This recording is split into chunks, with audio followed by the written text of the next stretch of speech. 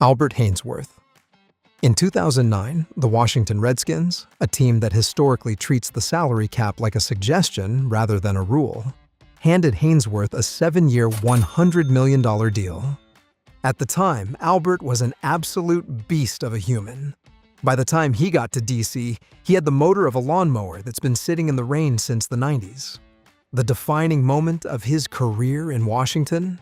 A play against the Eagles where he literally just laid down on the ground. While the play was still happening, he wasn't hurt. He was just exhausted from the sheer effort of existing. He lasted 2 seasons, recorded 6.5 sacks, and pocketed enough money to buy a small island. He didn't just rob the Redskins, he did it while taking a nap. But if you think laying down on the job is bad, wait until you see the guy who turned a Super Bowl MVP trophy into a $120 million ticket to the bench. We have to talk about Joe Flacco. Now, Joe isn't a fraud in the sense that he didn't try, but he is the ultimate example of right place, right time, wrong bank account.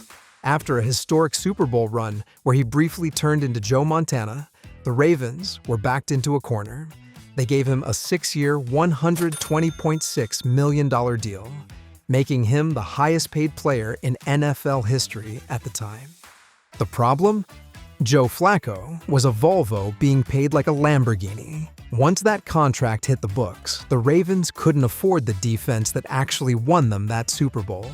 Joe went back to being a middle-of-the-pack game manager, and the Ravens spent the next half-decade in the 9-7 purgatory zone. It wasn't a heist, but it was certainly a very expensive misunderstanding of the word elite.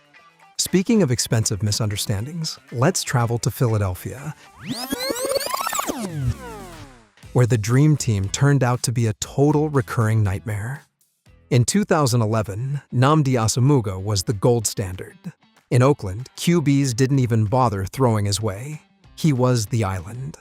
When the Eagles signed him to a 5-year, $60 million deal to headline their Dream Team, the rest of the league started filling out their retirement papers.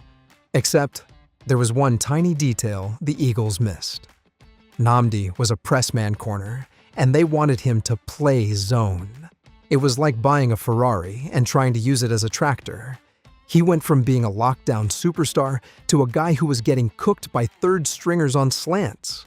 He was famously spotted eating lunch alone in his car during training camp, which honestly is the perfect metaphor for his time in Philly. He was gone in 2 years, leaving a trail of Dream Team memes in his wake.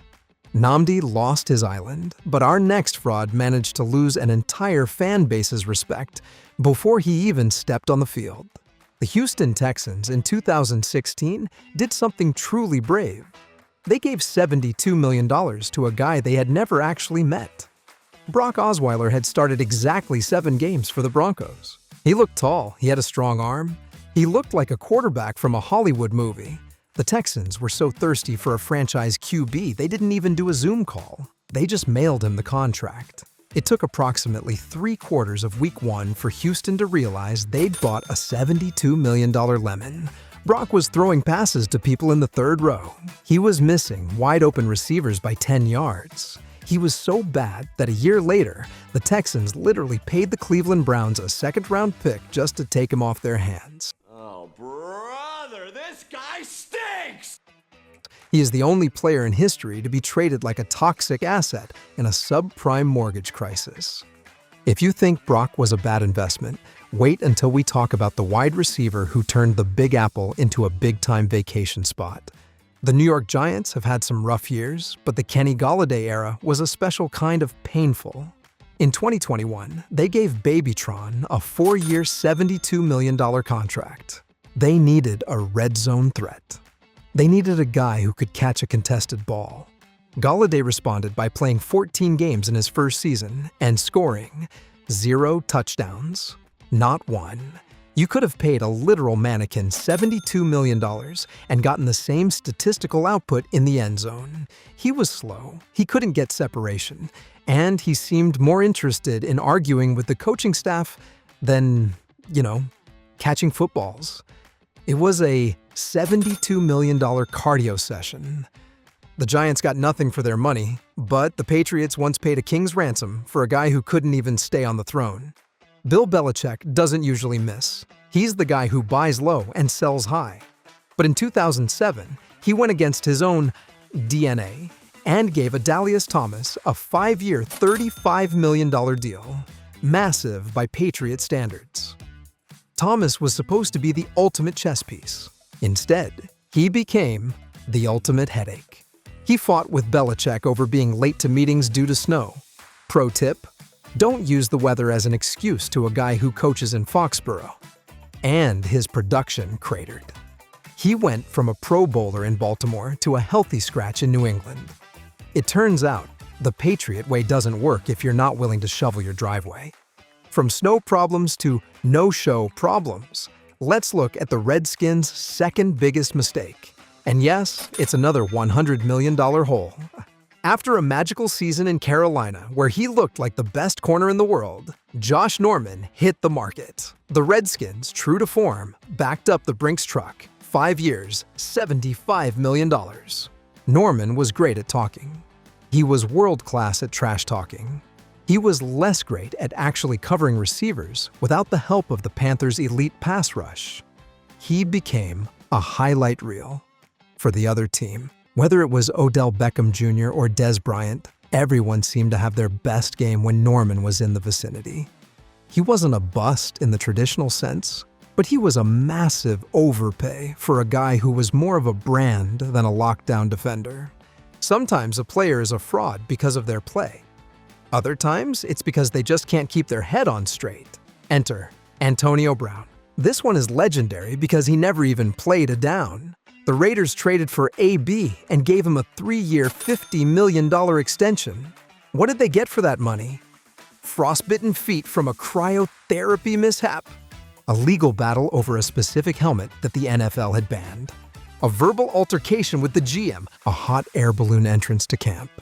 Brown managed to get released before week 1, keeping exactly zero of that guaranteed money, but wasting 100% of the Raiders' time and sanity. It was the most entertaining $0 ever spent in NFL history, but a fraud of epic proportions nonetheless. Brown was a circus, but our next entry was a defensive tackle who treated his career like a 4-year paid vacation in Florida. In 2008, the Raiders, yes, them again, gave Javon Walker a 6-year, $55 million deal. Walker had been a beast in Green Bay, but injuries had slowed him down. The Raiders didn't care. They saw a name they recognized and opened the checkbook. Walker played 11 games over 2 seasons. He caught 15 passes total. He was essentially being paid $1 million per catch. At one point, he reportedly told the team he wanted to retire, but Al Davis convinced him to stay, likely by waving more unearned money at him. It was a masterclass in getting paid for what you did 5 years ago. The crowning achievement of free agency failure. A man who was so bad, he made his own teammates stop trying. Look, Deion is the GOAT. Prime time is legendary. But 2000 Deion Sanders signing a 7-year, $56 million deal with the Redskins was the ultimate old man chasing a check move. He was 33. He was more interested in his suits than his back pedal. He played 1 season, looked completely disinterested in tackling anyone.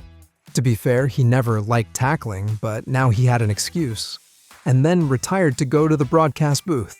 He eventually came back to play for the Ravens, but that Redskins contract remains the ultimate example of a team paying for a legacy and getting a luxury car with no engine.